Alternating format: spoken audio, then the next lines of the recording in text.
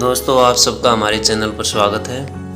आज हम संपूर्ण बौद्ध धर्म के बारे में पढ़ने वाले हैं। बौद्ध धर्म के संस्थापक दोस्तों गौतम बुद्ध थे। जन्म 563 ईसा पूर्व नेपाल में कपिलवस्तु में स्थित लुम्बिनी में इनका जन्म हुआ था 563 ईसा पूर्व। बचपन का नाम दोस्तों सिद्धार्थ था और शाक्य कुल के क्षत्रिय थे। पिता का नाम सुधोधन शाक्य गणराज्य के प्रमुख थे। इनके जो पिता थे वो शाक्य गणराज्य के प्रमुख थे। माता का नाम महामाया कोलीय वंश की रामगांव से संबंधित थी। मृत्यु after the 7 days of birth, 7 दिनों के बाद, बर्थ के 7 दिनों के बाद इनकी माता की मृत्यु हो गई थी। इसलिए इनका जो पालन पोषण किया था दोस्तों, वो इनकी मौसी प्रजापति गौतमी ने किया था। प्रजापति गौतमी, इसी वजह से इनका नाम गौतम बुद्ध पड़ा हुआ है। विवाह ओनली 16 ईयर, 16 साल की उम्र में इनका विवाह हो गया था। और पत्नी का नाम था यशोधरा और शाक्य कुल की थी ये भी। पुत्र का नाम राहुल था दोस्तों। प्रतीक चिन्ह जन्म से संबंधित कमल, गृह त्याग से संबंधित घोड़ा, ज्ञान से संबंधित पीपल, निर्वाण पद चिन्ह, यौवन सांड, गर्भ हाथी, प्रथम उपदेश चक्कर, समृद्धि शेर, मृत्यु स्तूप। इन्हें याद रखें दोस्तों, ये पूछे जाते हैं। सिद्धार्थ का नगर भ्रमण 4 दृश्य इन्होंने देखे थे। सबसे पहला वृद्ध व्यक्ति, दूसरा बीमार व्यक्ति, तीसरा शव यात्रा और चौथा सन्यासी जो बहुत खुश था। तो गृह त्याग का विचार इनको देख करके इन्होंने किया था।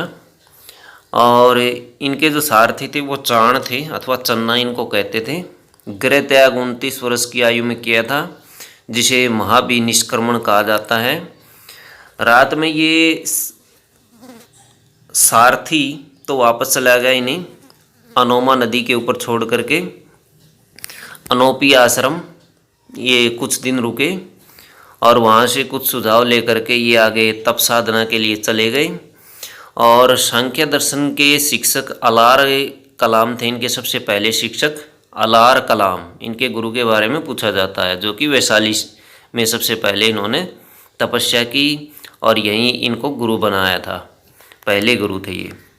फिर वैशाली से चले गए दोस्तों ये राजगृह में, और राजगृह में इनका दूसरा गुरु था रुद्रक रामचंद्र। और वहाँ से फिर ये आ गए उर्वेला में। उर्वेला में 5 ब्राह्मणों के साथ इन्होंने तप शुरू किया, वहाँ तपस्या शुरू की। और तपस्या करने के बाद फिर उन्होंने 6 वर्षों तक तप किया। एक महिला थी दोस्तों सुजाता, और उसकी मनोकामना पूर्ण हुई, पुत्र प्राप्ति हुई उसको। और मनोकामना पूर्ण होने पर इन्होंने खीर खिलाई। ब्राह्मणों ने नहीं खाया, परंतु बुद्ध ने उस खीर को खा लिया। फिर उसके बाद सिद्धार्थ ने खीर खा ली और मतभेद हो गया। मतभेद कैसे हुआ? बाकी ब्राह्मणों ने नहीं खाए, लेकिन इन्होंने खा ली। 5 ब्राह्मण जो थे वो सारनाथ आ गए मतभेद के बाद। उन्हें अकेले छोड़ करके गौतम बुद्ध को अकेला छोड़ दिया और बाकी सभी चले गए। गौतम बुद्ध से जो कि ज्ञान प्राप्ति के लिए बोध गया चले गए। और बोध गया पर एक नदी है बोध गया में, निरंजना नदी। और निरंजना नदी के तट पर एक पीपल का वृक्ष था, वहाँ इन्हें ज्ञान की प्राप्ति हुई। और ज्ञान की प्राप्ति जो थी वैशाख पूर्णिमा वाले दिन हुई थी, वैशाख पूर्णिमा। और बोध की प्राप्ति से संबंधित गौतम बुद्ध तथागत सत्य है ज्ञान जिसका, इससे और शाक्य मुनि शाक्य कुल का राजा ये कहलाए। और बुद्ध पूर्णिमा बौद्धों का सबसे पवित्र त्यौहार है दोस्तों। बुद्ध पूर्णिमा सबसे पवित्र त्यौहार माना जाता है। उसके बाद दोस्तों ये चल दिए अपने पांचों दोस्तों को बताने के लिए सारनाथ में। और रास्ते में तपस्सु और मलिक दो बंजारे मिले इनको। बुद्ध ने इनको अपना शिष्य बना लिया और उसके बाद ये पहुँचे सारनाथ। सारनाथ को ऋषि पट्टनम भी कहा जाता था। सारनाथ में क्या हुआ, ये पहुँच गए ऋषि पट्टनम में, पांचों ब्राह्मणों को उपदेश दिया और ये पांचों बुद्ध के शिष्य बन गए। बुद्ध ने प्रथम बौद्ध संघ की स्थापना इनसे मिलकर के की। धर्म इसे कहा जाता धर्म चक्र परिवर्तन। जब इन्होंने बौद्ध धर्म संघ की स्थापना की तब इसे धर्म चक्र परिवर्तन कहा गया। उस समय ब्राह्मण कास्ट को खुद को मोस्ट पावरफुल मानते थे, बट बुद्ध ने उन्हें झुकाया और अपना शिष्य बनाया। और उसके बाद ये बहुत पॉपुलर हो गए दोस्तों। घर जाने को निकले 5 शिष्यों के साथ और बीच में ये काशी के वहाँ एक व्यापारी से मिले, काशी में एक व्यापारी से मिले। और उसके बाद जब ये 5 शिष्यों के साथ निकले थे 50 शिष्य और जुड़ गए, टोटल हो गए 55। ये अपने 50 सगे संबंधियों समेत बुद्ध के अनुयायी बने। 50 सगे संबंधी जो थे वो इसके अनुयायी बन गए और टोटल हो गए 55। फिर वहाँ से ये चले उर्वेला। उर्वेला में क्या हुआ है, इसके 3 भाई थे। 3 भाइयों ने बुद्ध के पॉपुलैरिटी को देखकर उन्हें चैलेंज किया। नदी कश्यप, गया कश्यप और मुख कश्यप, ये ब्राह्मण हैं तीनों। ये सारे भी बुद्ध के अनुयायी बन गए। इनसे तीनों से बुद्ध जीत गया, तीनों भाइयों से, और ये भी उसके अनुयायी बन गए। उसके बाद बुद्ध दोस्तों चले गए राजगृह में। राजगृह में मगध की राजधानी जो थी राजगृह, वहाँ इनके मित्र थे बिंबिसार। बिंबिसार वहाँ के राजा थे और इनका स्वागत किया उन्होंने। एक वन दान दिया गौतम बुद्ध को और उस वन का नाम था वेणुवन। किसने? बिंबिसार ने एक वन इनको दे दिया रहने के लिए, तपस्या करने के लिए, और वन का नाम था वेणुवन। एक दिन अचानक बुद्ध बीमार पड़ गए और दोस्त का के काम आता है, तो जीवक नाम का एक इसका दोस्त था, उसने इसका उपचार किया। कई सारे चैलेंज का सामना किया, फिर भी ये जीते। शास्त्रार्थ किया जगह जगह पर। 4 अन्य शिष्य बने जो कि बहुत ही इम्पोर्टेंट एग्जाम में पूछे जाते हैं। अभय, उपाली, मोदगलयान, सारिपुत्र। उनके साथ ये घर पहुंच गए, उनके घर पहुंच गए फाइनली।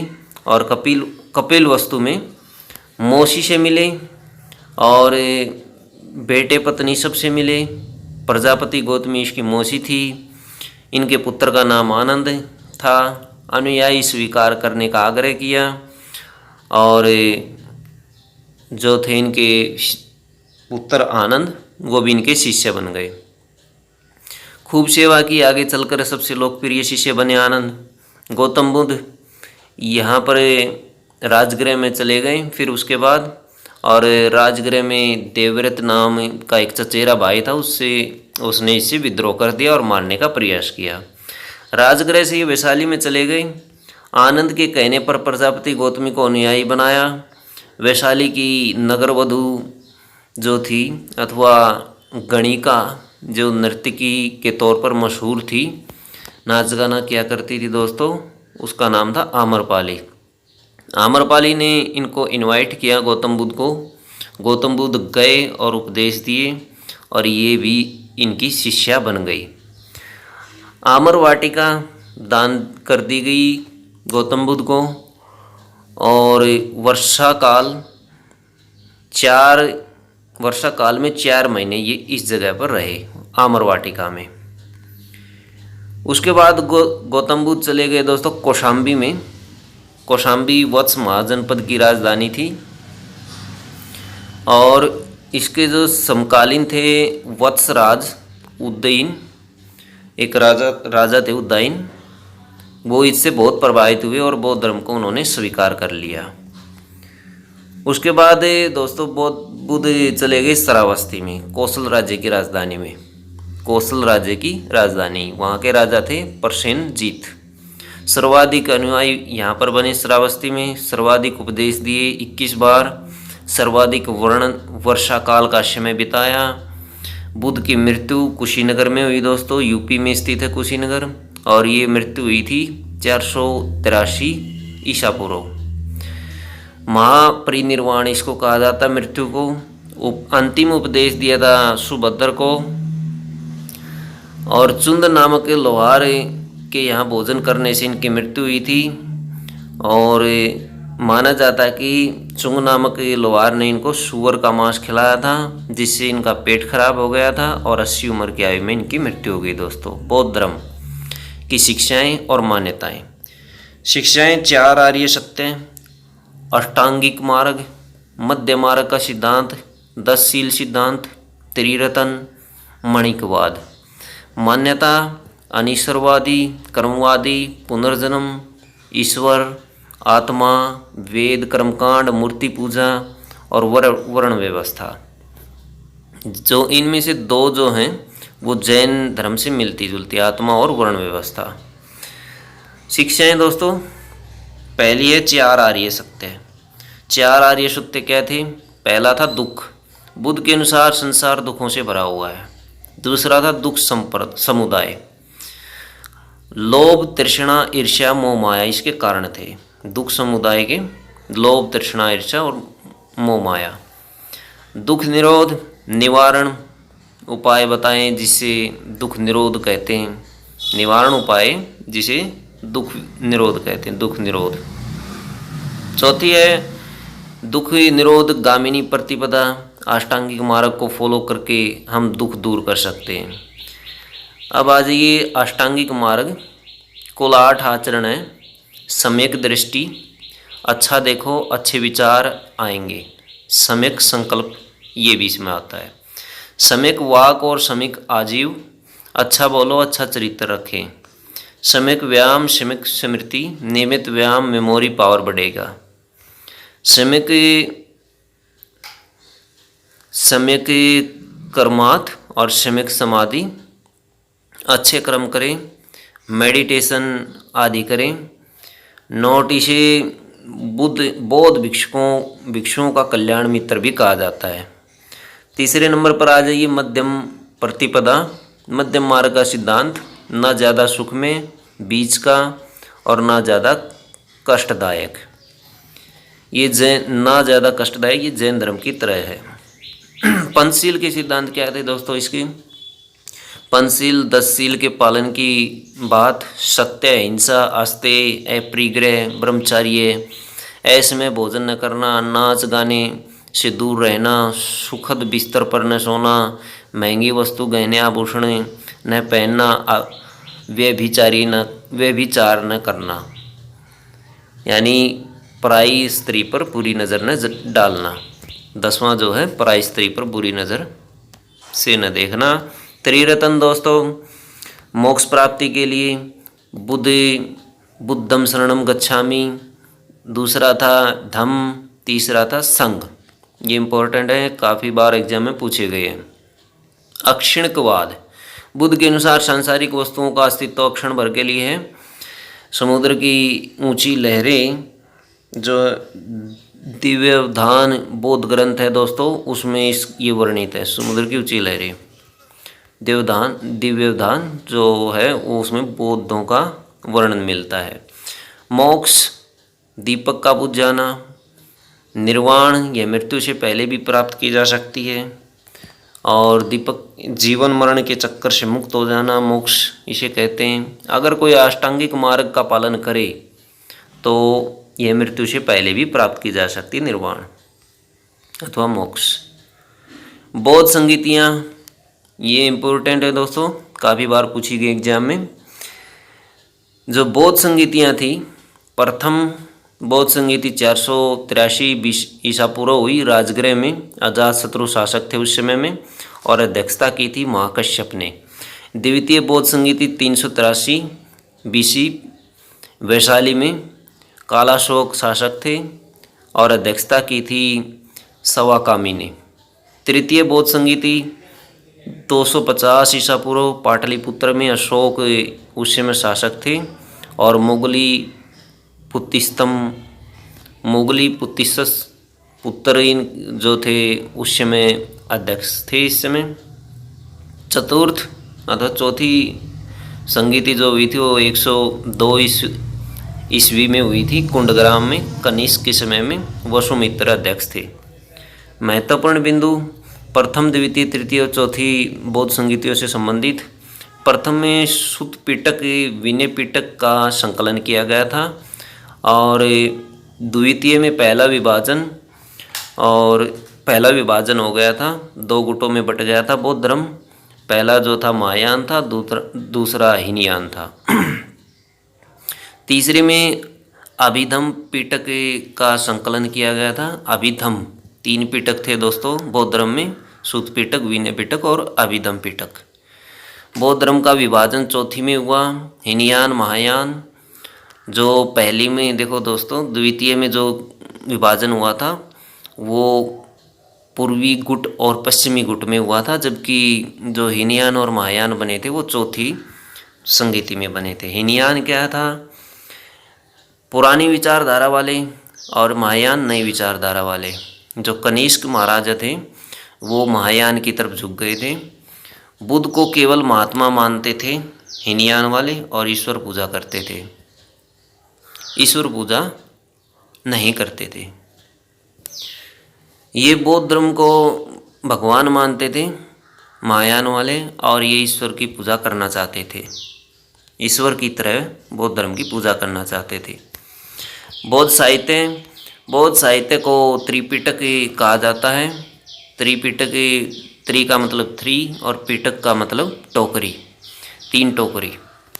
सुत्त पिटक, विनय पिटक और अभिधम पिटक, इनके बारे में पढ़ेंगे। संकलन प्रथम बौद्ध संगीति में हुआ था। सुत्त पिटक का लेखक थे आनंद, बुद्ध की शिक्षा का संग्रह किया गया था और बौद्ध धर्म का एनसाइक्लोपीडिया इसे कहा जाता है दोस्तों। विनय पिटक में इसका संकलन प्रथम बौद्ध सम्मेलन में ही हुआ था और लेखक थे उपाली। आनंद और उपाली दोनों इसके शिष्य थे। इसमें बौद्ध संघ के नियमों का उल्लेख है। अभिधम पिटक तीसरे बौद्ध सम्मेलन के दौरान हुआ था और मोगली पुत्तिस पुत्र इसके संकलन करता थे और बौद्ध दर्शन की व्याख्या इसमें की गई है। बौद्ध धर्म के लोकप्रियता का कारण क्या था? शिक्षाएं काफ़ी सरल थी, मध्यम मार्ग की बात की गई थी, सामाजिक समानता, जाति वर्ण व्यवस्था का विरोध, जटिल कर्मकांडों का विरोध, सामान्य जन की भाषा पाली में उपदेश देना, राजकीय संरक्षण मिला, जैसे अशोक और कनिष्क बड़े बड़े राजाओं का संरक्षण इन्हें मिला।